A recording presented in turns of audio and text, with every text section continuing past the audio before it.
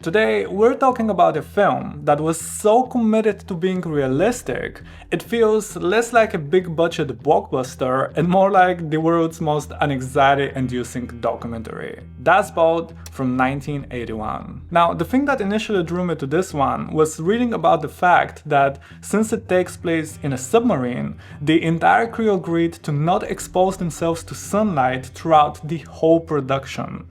For months, just so their skin can get increasingly pale and unhealthy. That alone was more than enough to pique my curiosity. There is nothing more I love than unconventional behind-the-scenes stories. But as it turns out, there is more, as this is one of those rare films where not only is the making of it fascinating, but so is the film itself and the impact it had upon its release. So after watching the 3.5 hours director's cut, followed by another 3.5 hours of audio commentary, and then for good measure all the behind-the-scenes footage because I guess I also don't expose myself to sunlight, I wanted to talk about all of it, and why I think that this film holds a very special place in cinema history. Wait, what? My subtitles just say speaking in German. What am I supposed to do with this? First thing first, let's start off by addressing the huge elephant in the room, because in case you weren't able to tell by the name, Das Boot is a German movie, made in Germany, that takes place during World War II. You see where I'm going with this? Yeah, those are not the good guys. So naturally, that raised a lot of eyebrows back in the late 70s, particularly in West Germany. Members of the press, film critics, and even politicians there were quite uneasy about the thought of a big-budget movie potentially showing German soldiers in a good light and making them sympathetic. There was this deep sense of national shame and regret for everything that happened in the 1940s, so to a lot of people, the only right moral thing to do was to portray everyone on that side of history as a senseless evil monster. Even I wasn't sure how to feel about it to start with, because it is not a story about a bunch of German soldiers secretly helping the Allies or sabotaging their own mission, but a submarine crew that is actively taking down enemy ships. So, would it be wrong of me if I ended up liking a character or hoping they make it out at the end? I mean, we're almost conditioned to be cheering for the protagonists. And to make it even more complicated, Das Boot is based on a true story. All those people were real people, and with a few exceptions that we'll get to, all of those things really happened. And yet, despite all of that, it manages to deliver a clear anti-war message. Not by preaching, which is something that a lot of movies tend to do, but by obsessing over realism and showing the face of war from a completely different angle. For example, something that I usually see in this kind of war movies is a big focus on the action, drama, and heroism. Those big, over-dramatic moments when someone saves the day, thinks of a brilliant strategy, or sacrifice themselves for the greater good. In Das Boot, there is none of that. It doesn't glorify war in any way or make it even a little bit exciting. There is never a scene in which we cut back and forth between the battleground and some generals in a situation room or a sad flashback of someone's family back home. In fact, other than the very beginning and the very end, we never actually leave the submarine, and I think that's one of the secret ingredients that made it really interesting to watch. The highest priority for the director Wolfgang Petersen was not glamour or cool cinematic shots, but as he puts it, an absolute authenticity. They went above and beyond to build a set that was essentially an exact replica of a real German U-boat, down to the last screw, button, and putting the whole structure on a platform to simulate the water movement. Which in itself is not that crazy. Movies build elaborate sets all the time, but one particular decision is what I think ended up changing the course of the whole production. Unlike a traditional film set, where you can move the walls around and remove the ceiling to make it easier to film, they decided to build it like a real submarine in one solid piece of metal. Meaning that it was just as tight as the real thing. There was literally no space to fit studio lights or any kind of big filming gear, so they essentially forced themselves to film it in the most practical way possible, by simply holding the camera and then moving it around based on the available space. And precisely because of that, when I was watching it, at times it almost felt like a documentary. You get a real sense experience of being inside a real submarine and how claustrophobic it can actually get over time. Also, a big shout out to the cameraman who had to wear a helmet and padding all over his body as he kept bumping into things, but in his own words, which I agree with, it was absolutely worth it. This is a beautiful camera work, fantastic directorial choice, and the result speaks for itself. It is incredibly immersive. Another part of this relentless pursuit of realism was the actors. Interestingly enough, despite this being not only the most expensive, but most complicated film ever made in Germany at the time, Peterson decided to mostly cast unknown faces. It didn't matter if they were experienced or not. The filming process was going to be so immersive that barely any acting was going to be required. And I have to say, some of those performances were genuinely mind-blowing. But we'll get to that, because I just realized I haven't even said anything about the plot or the characters, so let me give you a quick overview. Wait, where's the spoiler warning?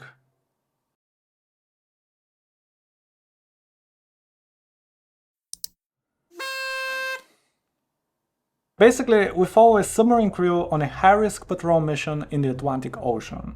We first meet them at a farewell party right before they're about to embark, and based on how drunk and careless everyone is, you quickly realize that they're so young and inexperienced that they have no clue what they're actually getting themselves into. Many of them are perhaps feeling important for the first time in their lives, being sent off with cheers and everything, and they're almost treating it like a field trip, just teasing each other and making jokes. Not everyone fits in though. There is a war correspondent joining them to take photos and document the whole mission, who is absolutely terrified to be there. He feels out of his element, bumps into things, and perhaps knowing the statistics that we see in the opening of the film, realizes how dangerous this actually is. On the other end of the spectrum, we have the first officer, a young, uptight, well-educated believer of the regime who comes from money and is very much by the book, which often irritates the others. And then there's the captain. Easily the most compelling character for me, simply because I found him so hard to decode. He's firm, fair, cares about his men, and on one side, quite openly against the regime. He doesn't buy into the BS. He's seen a lot of incompetent people in there, he respects the enemy, has compassion, and is even not afraid to sing English songs at a time where you could face severe punishment for much less. But on the other hand, he's a captain for a reason. He has a job to do, and he's good at it, and every time he sees the opportunity, he takes the enemy down, which are the good guys. There were so many times that I could feel he was maybe on the verge of deciding not to do it, and I was screaming at my screen not to do it, and yet he always made the call. So again, knowing that, would it be wrong of me if I, throughout the course of the film, for whatever reason, started liking his character? It's very much an exercise in open-mindedness, and trust me, we'll get back to that. But anyway, after 20 days at sea, the initial excitement is quickly replaced by boredom. They haven't encountered anything, and much of the life on the submarine is just pure existence. They're starting to lose their minds, they've run out of things to talk about, and the already tight space is getting tighter and tighter. This is where the set design really sells it. I could almost feel the heavy air in there, everything being wet, sticky, dirty, the food rotting away.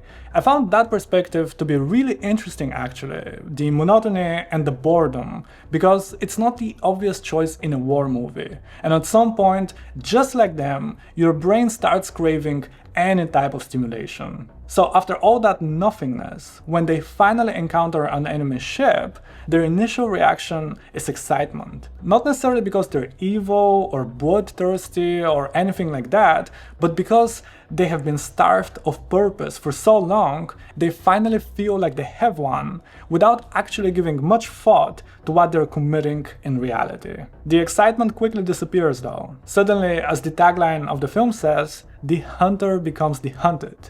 And it's scary. Those are some of my favorite scenes in the movie, because we continue to be stuck inside the submarine. We cannot see outside, we don't know if they're safe or not. Peterson is also not afraid of silence. He embraces it, takes his time, focuses on their faces, reactions, and in this case, the silence is louder than any explosion.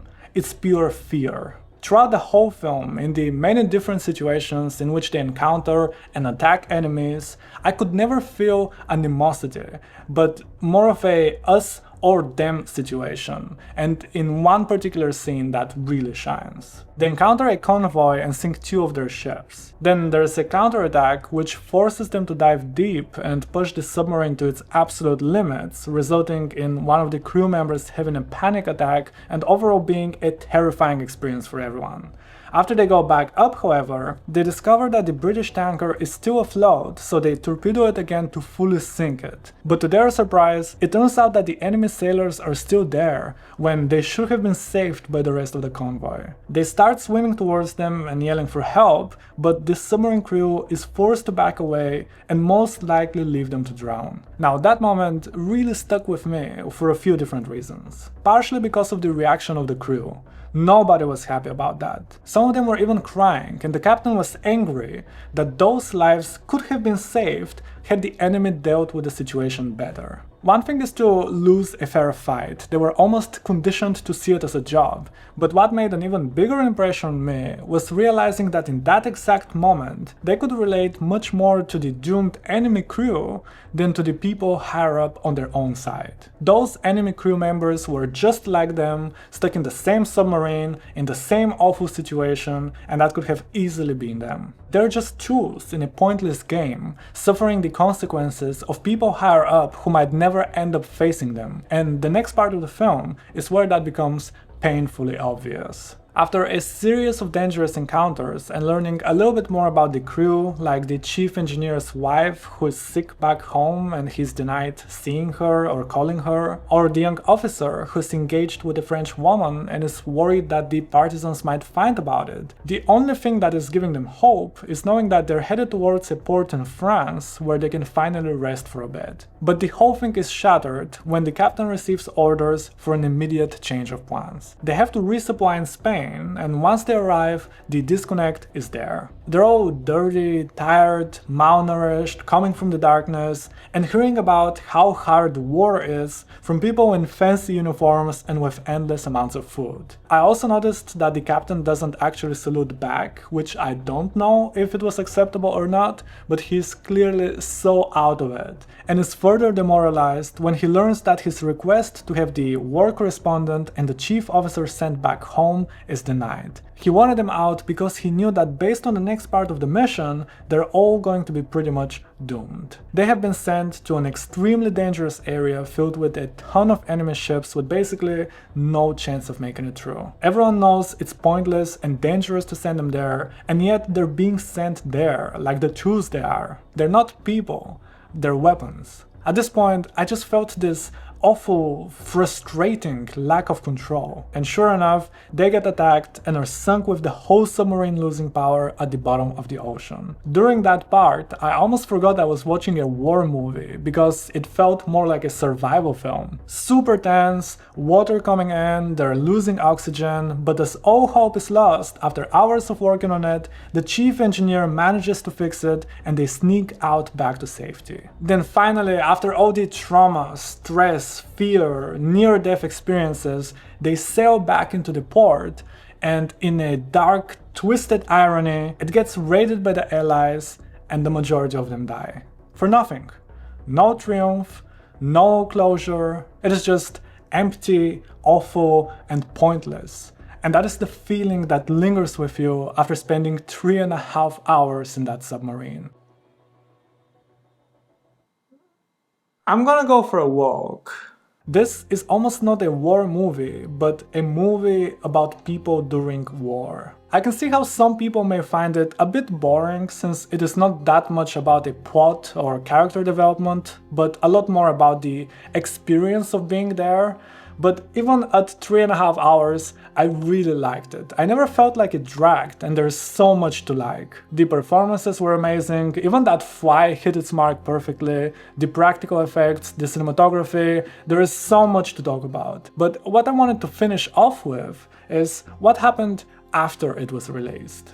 Initially, it received pretty mixed reviews in Germany. People weren't quite sure how to feel about it, but what everyone was surprised by was how the film was received abroad. When it played for the first time at an American film festival, their former enemy, it received a standing ovation. It was then nominated for 6 Academy Awards, making it the most nominated German film, holding the title for decades, all the way until 2022, when All Quiet on the Western Front took it away. I guess the Oscars really love German war movies. But in a way, with this one, the real anti-war message of the movie, to me, lies within the events surrounding the making of the movie. It was co-produced between France, Germany and England, former enemies. All those extras at the end playing German soldiers, they were all French, standing at the exact location where a few decades prior the real thing happened. And the audience from all around the world